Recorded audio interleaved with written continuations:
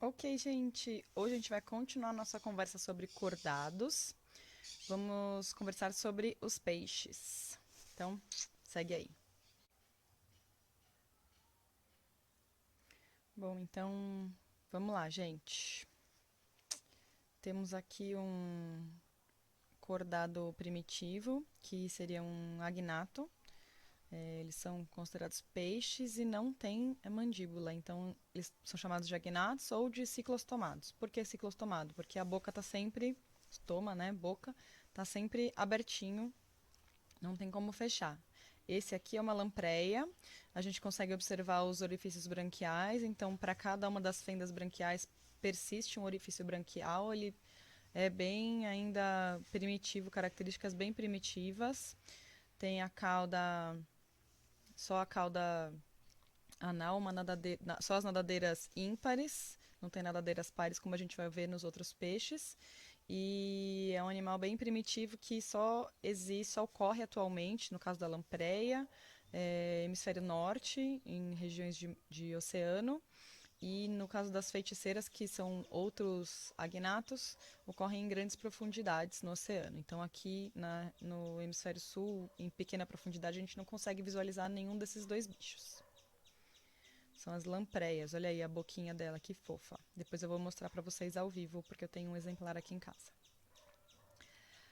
Os condrictes, que são os peixes cartilaginosos, eles já têm nadadeiras pares. Então a gente observa fendas branquiais ainda, as fendinhas aqui onde tem as brânquias dentro, a água entra pela boca, como nos ciclostomados, como vai acontecer nos peixes ósseos também, mesma coisa. A água entra pela boca e sai pelos orifícios, pelas aberturas das brânquias, que aqui não é o mesmo número de brânquia e de abertura branquial, é um pouco menos de abertura branquial. Nas últimas aberturas eu tenho pares de brânquias, certo? E aí eles têm, tá escrito barbatana aqui, mas gente, não existe barbatana de peixe, tá bom? Barbatana é uma estrutura que tem dentro da boca da baleia, uma estrutura de alimentação.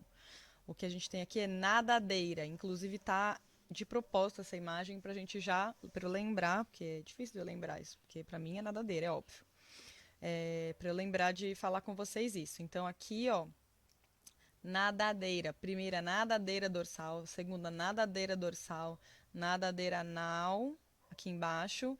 E nadadeira caudal. São as ímpares. Além dessas que são as ímpares, eu tenho dois pares de nadadeiras pares. Né? Os pares são pares. Então, são as nadadeiras peitorais e as nadadeiras pélvicas. Esse tubarão especificamente é um macho porque é associado com a nadadeira pélvica, ele tem uma estrutura copulatória que chama clasper. Então, os tubarões têm duas estruturas copulatórias, porque é uma em cada uma das nadadeiras pélvicas, certo? Como os condrictes tendem a manter características mais primitivas, as nadadeiras pélvicas são realmente próximas do final do corpo e as peitorais são realmente próximas do início do corpo. Além disso, outras características que a gente pode observar em peixe. Linha lateral, que eu não consigo discernir muito bem nos condrictes, nos peixes cartilaginosos, porque ela é difusa. A boca dos condrictes é sempre em posição ventral. Sempre a primeira coisa que a gente encontra do tubarão é o focinho dele, do tubarão, da raia, da quimera, qualquer outro condricte. É sempre o focinho dele. Eles têm narinas que têm função só olfatória, não tem função de respiração, que nem na gente. E aí a boca sempre é numa posição ventral em relação ao corpo, certo? Beleza. Olha aqui uma raia. Essa é uma raia jamanta, especificamente. A gente consegue ver aqui as aberturas branquiais dela. São animais que se alimentam de plâncton. Nós temos essas modificações aqui na lateral da cabeça para desviar a água para dentro da boca delas e elas conseguirem se alimentar melhor. E aí as nadadeiras peitorais são super desenvolvidas, as nadadeiras pélvicas são bem pequenininhas aqui. Tudo bem? Nadadeira dorsal é vestigial, a gente não consegue ver, ou a gente vê, mas ela é bem pequenininha, no caso das arraias todas, tá? Olha lá, então a água entra pela boca, passa pelas brânquias e sai pelas fendas branquiais. Então, olha só. Condricte, osteicte. Diferenças básicas entre os condrictes e os osteichtes. Bom, primeiro, condricte chama peixe de cartilagem, então o esqueleto deles é feito de cartilagem e o esqueleto dos peixes ósseos é feito de osso. Eu observo que as nadadeiras dos condrictes são coisas sólidas, elas não são muito móveis, tem musculatura associada para mudar um pouco a posição dela, mas ele não consegue retrair, por exemplo, a nadadeira como os osteichtes conseguem. Os osteichtes têm as nadadeiras raiadas. São as mesmas nadadeiras. Tem do mesmo jeito. Primeira dorsal, segunda dorsal, caudal, anal, um par de peitorais e um par de pélvicas. Mesma coisa. Mas, no caso dos condrictes, a gente não consegue discernir bem as escamas. Eles têm escamas, são escamas placoides, feitas de dentina, ficam por fora da pele. E no caso dos osteichtes, as nadadeiras, as escamas ficam por dentro da pele, por baixo do epitélio. Olha lá. Fluxo de água no peixe ósseo. O que acontece? Eles têm uma estrutura chamada opérculo que cobre aqui. Outra coisa importante que não existe, guelra. Não existe guelra, tá bom? Não existe guelra. O microfone tá aqui do lado. Por que guelra não existe? Sei lá de onde que veio essa palavra guelra. O que existe é opérculo e aí as brânquias dentro. Você poderia, talvez, chamar de uma forma muito popular esse conjunto entre o opérculo e as brânquias de guelra, mas não é o nome adequado, tudo bem? Então, opérculo, que é uma estrutura, a gente olha no peixe, parece uma bochichinha, e aí ela aumenta a pressão interna da cavidade das brânquias e isso permite que otimize a troca gasosa entre a brânquia e a água que envolve a brânquia, certo?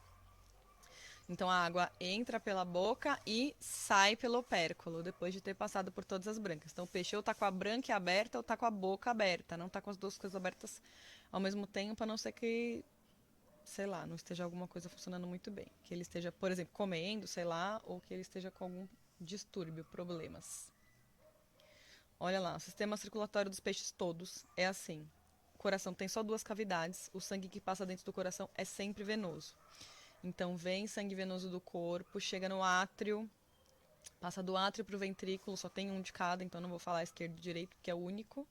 Passa do átrio para o ventrículo, do ventrículo vai ser bombeado para as brânquias, e aí ele sofre trocas gasosas, vai passar de ser sangue venoso a ser sangue arterial. Saindo das brânquias, ele circula por todo o corpo, e aí gradualmente ele vai deixando de ser arterial, vai passando a ser venoso, ou seja, vai deixando de ser rico em oxigênio, vai passando a ser pobre em oxigênio, e aí volta para o coração e começa tudo de novo. Então, uma circulação simples, completa. Não tem mistura de sangue venoso com arterial, por isso que eu chamo de completa, e é simples porque ela só passa no coração uma vez. Uma coisa muito legal que é exclusiva dos peixes ósseos é a bexiga natatória, que na maior parte dos peixes ósseos serve para regular a densidade do corpo do animal com a densidade da água, com a pressão da água. Então, o que vai acontecer? Densidade, né, também. O que vai acontecer? Eles vão inflar ou desinflar de acordo com o local onde eles querem ficar, a profundidade onde eles estão a fim de ficar naquele momento, de acordo com o hábito do peixe e tal. Alguns peixes, além de usarem a bexiga para regular a densidade do corpo, também conseguem usá-la para fazer trocas gasosas.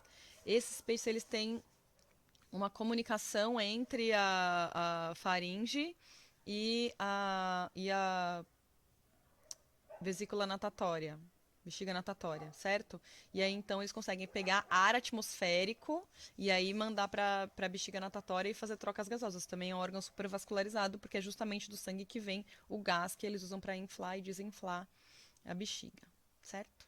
Então tá, gente. Então é isso, peixes, teoria de peixes. E aí eu vou mostrar para vocês alguns exemplares ao vivo e a cores. Quer dizer, ao vivo não, né? Mas enfim, vocês entenderam. Então tá bom. Olha só, primeiro vamos conversar sobre os agnatos. Aqui a gente tem 2 exemplares de agnato. Eu escolhi essa cor de mesa para a gente conseguir ver eles bem pelo contraste. Então, esse indivíduo aqui é adulto e esse indivíduo aqui é juvenil, certo? Então, vamos ver a fêmea primeiro. Gente, observa. A gente consegue ver aqui com bastante nitidez a metamerização, dá para ver a musculatura dela.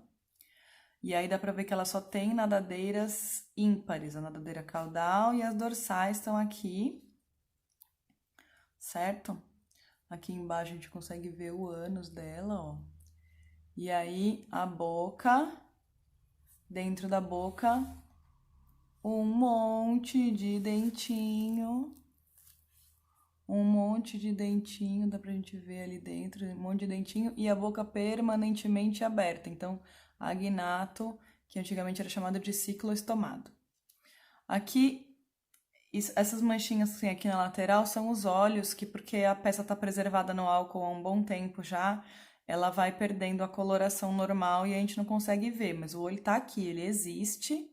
E aí aqui atrás do olho tem os orifícios aqui, que são as fendas branquiais. Então, 1, 2, 3, 4, 5, 6, 7 pares de fendas branquiais. Como que eu sei que é uma fêmea?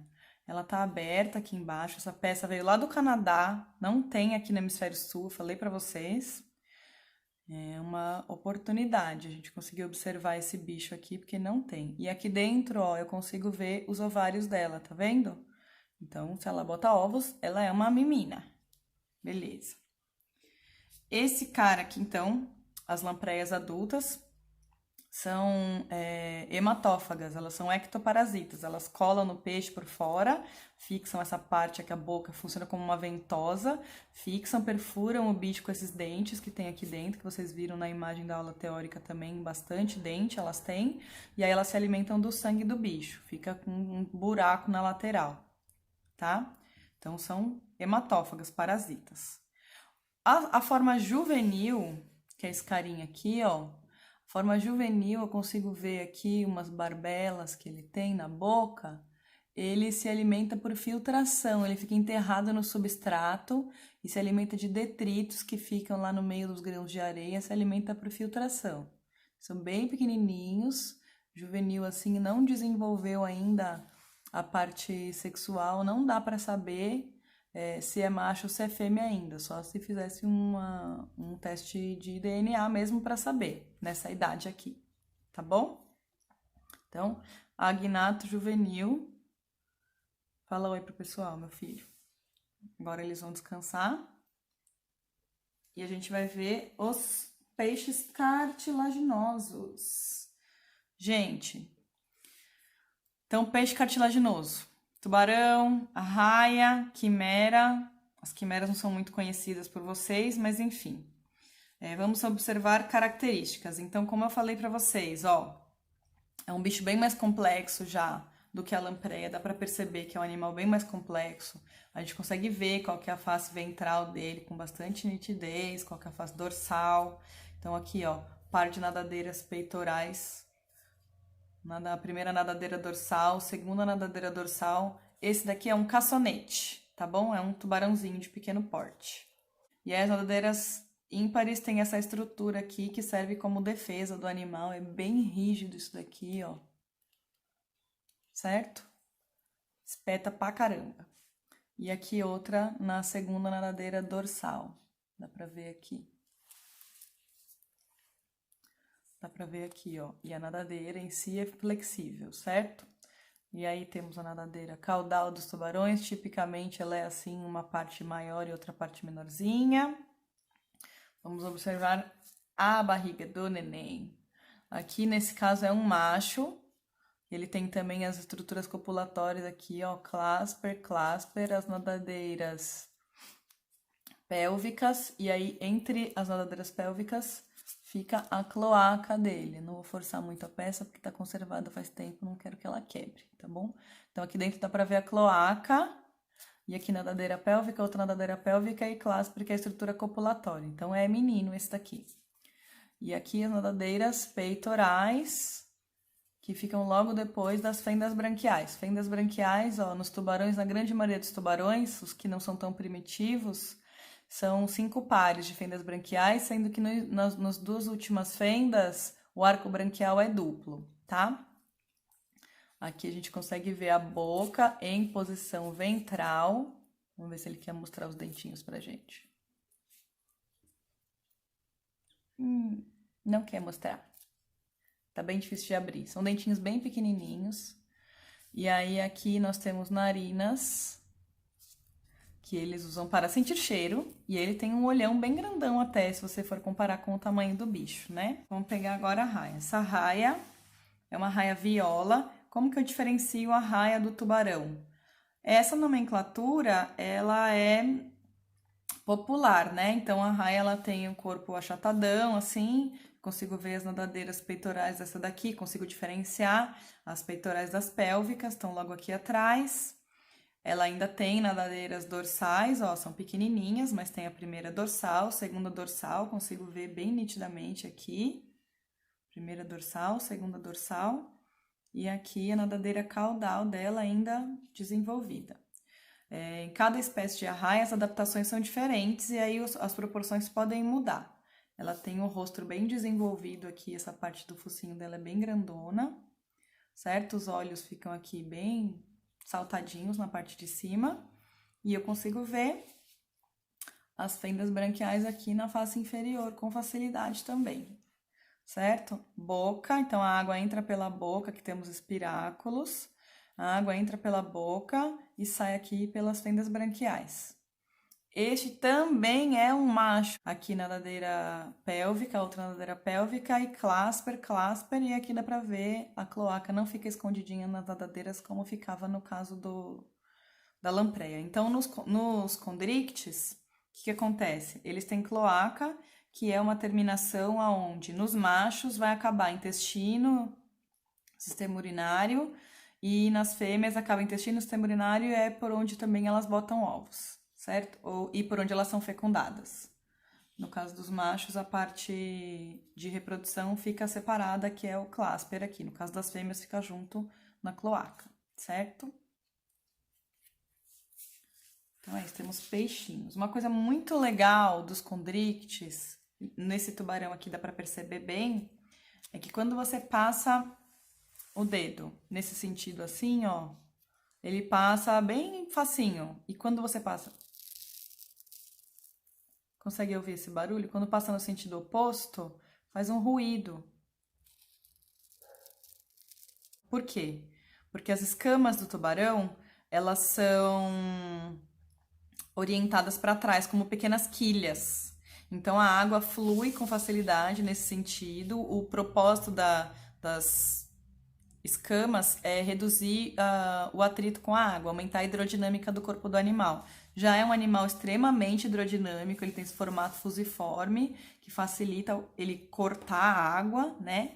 E aí as escamas, elas têm um formato de quilha, que vai facilitar a passagem da água e diminuir a turbulência da água, vai aumentar a velocidade do animal, vai diminuir o gasto energético dele também na hora de lutar contra a resistência da água. No sentido oposto, não acontece a mesma coisa, porque as quilhas estão orientadas para trás. Então, quando você raspa o dedo para frente, você sente que é áspero, tudo bem? Porque as quilhas estão todas voltadas para a parte posterior, para a água fluir no sentido antero-posterior do animal. Certo? É isso.